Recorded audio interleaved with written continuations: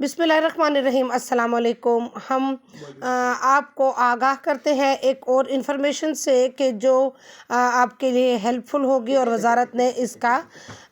ऐलान किया है। आप हमारे साथ रहिए और हमारे चैनल को सब्सक्राइब कर लीजिए ताकि आपको मालूमात तक रसाई होती रहे। बहुत शुक्रिया। अब चलते हैं तफसीलात की तरफ। वजारत का कहना है कि जिन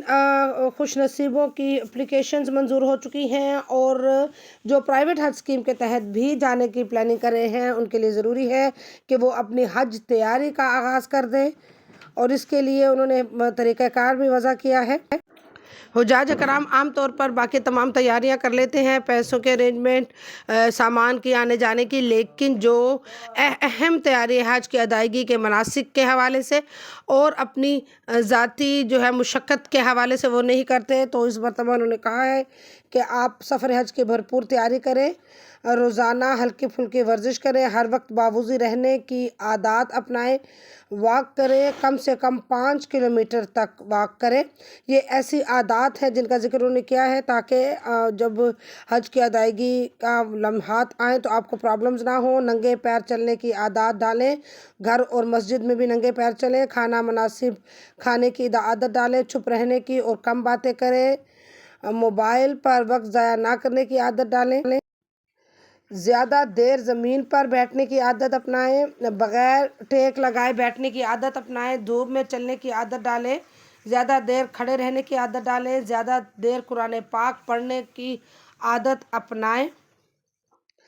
और ज़्यादा देर ज़िक्र करने की आदत अपनाएं। सुबह शाम अज़कार पढ़ें, सुबह शाम के वक्त पढ़ी जाने वाली सूरतें पढ़ने की आदत डालें, दूसरों की मदद करने की आदत अपनाएं, निगाहें झुका कर रखने, दरूद शरीफ कसरत से पढ़ने, तलबिया पढ़ने और तस्बीह यानी डिजिटल काउंटर हाथ में रखने की आदत अपनाएं। इसके अलावा मोबाइल फ़ोन वाइब्रेशन पर रखने, रोशनी में सोने, एयर कंडीशन के बग़ैर और घर वालों के शोर में सोने की आदत बनाएं, और यानी खमीरी रोटी या नान खाने को भी आदत बना लें। खिलाफ तबीयत अमूर पर गुस्सा ना करने और सब्र व बर्दाश्त को अपनाने की आदत बनाएं। तवाफ़ की दुआएं याद करें, मखसूस ना सही कोई भी दुआएं याद करें, सफ़ा मरवा में पढ़ी जाने वाली दुआएं याद करें, हज से मुताल्लिक़ कुरानी आयात और उनका मफ़हूम याद रखें, अरफात में पढ़ी जाने वाली दुआओं का ज़िक्र करें। याद ना हो तो कोशिश करें कि याद कर लें, बार बार पढ़ें ताकि इसकी उस वक्त आपको आसानी से पढ़ी जा सके। इसके अलावा नमाज़ पढ़ने के लिए कुछ लंबी सूरतें भी याद कर लें और नमाज तहज्जुद पढ़ने की आदत डालें अगर पहले से नहीं पढ़ते हैं तो, और कोशिश करें सूरह यासीन ज़ुबानी याद हो जाए ताकि रोज़ाना सुबह पढ़ सके। सुबह शाम पढ़ने वाली दुआएं याद कर लें, हर काम करने से पहले पढ़ी जाने वाली दुआएं भी याद कर लें, और कम नींद और ज़्यादा जागने की आदत बना लें।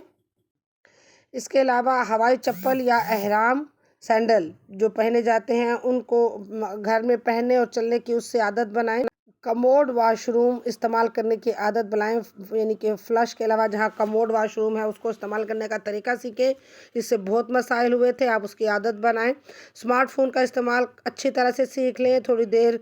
कोशिश करेंगे तो ये सब हो सकता है। अब हज में काफ़ी वक्त बाकी है, आप ये सब चीज़ें सीख लेंगे तो आपको हज की अदायगी बहुत आसान लगेगी और आप असल मकसद हासिल कर सकेंगे जिसके लिए आप जा रहे हैं। इसके अलावा कुछ ऐसी बातें हैं जो हज पर जाने से पहले आपको सीखनी है, वो ये हैं कि हज के 5 दिनों का तरीका आप सीख लें, नमाज पढ़ने का सही तरीका, नमाज जनाजा पढ़ने का तरीका, तहज्जुद, अशराक, चाश्त की नमाज़ पढ़ने का तरीका, कुरान पाक सही तलफ़्फ़ुज़ से पढ़ने का तरीका और मस्जिद आयशा से उम्रा करने का मसला। ये तमाम मालूमात आपको होनी चाहिए। आपको यूट्यूब पर भी मालूमात मिल जाती हैं, किताबों में भी मिल जाती हैं। आप ये तमाम तरीक़ेकार सीख लें और एहराम के मसाइल, औरतों के मख़सूस मसाइल जो हैं वो औरतों जिन्होंने हज अदा किया है, उम्रा अदा किया है, उनसे भी पूछ सकती हैं। औरतों की जमात के साथ नमाज़ पढ़ने का तरीका, ख़वातीन अबाया से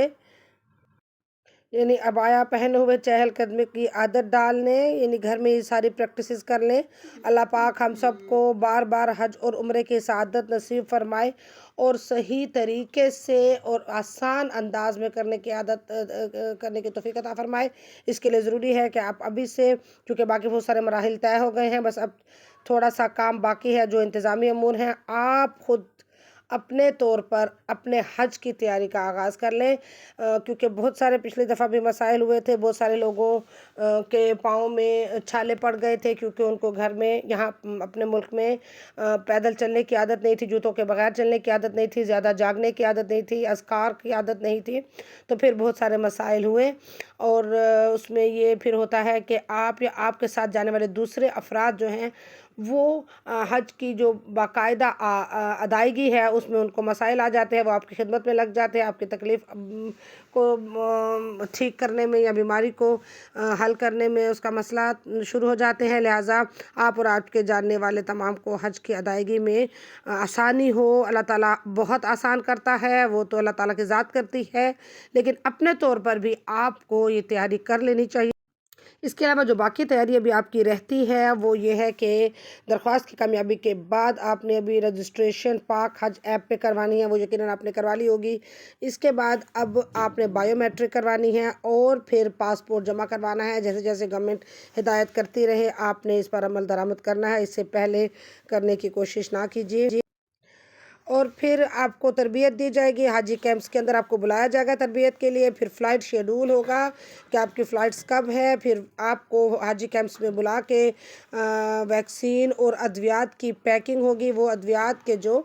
آپ وہاں استعمال کریں گے، اس کی تفصیل ہم آپ کو بعد میں بتائیں گے۔ اور پھر آپ کو وہاں پر بڑے بیگز دیے جائیں گے جس پر QR کوڈ ہوگا، اور عبایا بھی دیا جائے گا خواتین کو قومی پرچم والا، اور آپ نے اس کے اندر اپنا سامان رکھنا ہوگا ان بیگز کے اندر۔ جی، اس کے بعد آپ کو وہاں پہ فون کی سم بھی دی جائے گی جس میں 7 GB ڈیٹا ہوگا، یہ بھی وزارت کی طرف سے آپ کو فری ملے گا، اور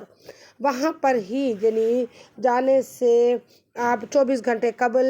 آپ کی فلائٹ سے 24 گھنٹے قبل آپ کو وہاں حاجی کیمپس میں ویزا، ٹکٹ اور شناختی لاکٹ دیا جائے گا، اور اس کے بعد انشاءاللہ آپ نے فلائٹ اپنی لے کر اور اس مبارک سفر کا آغاز کر دینا ہے جس کے لیے اللہ تعالیٰ نے آپ کو بلاوا دیا ہے۔ اللہ تعالیٰ آپ سب کا حامی و ناصر ہو اور مددگار ہو، اور ہمارے لیے ڈھیر ساری دعائیں کیجیے گا کہ ہمیں بھی وہ اپنے در پہ بلائے اور اپنے گھر کی زیارت نصیب فرمائے اور حج بیت اللہ کی ادائیگی کی توفیق عطا فرمائے، آمین یا رب العالمین۔ آپ سے ایک مرتبہ پھر گزارش ہے کہ آپ اپنی تیاری کا باقاعدہ آغاز کر لیں، اور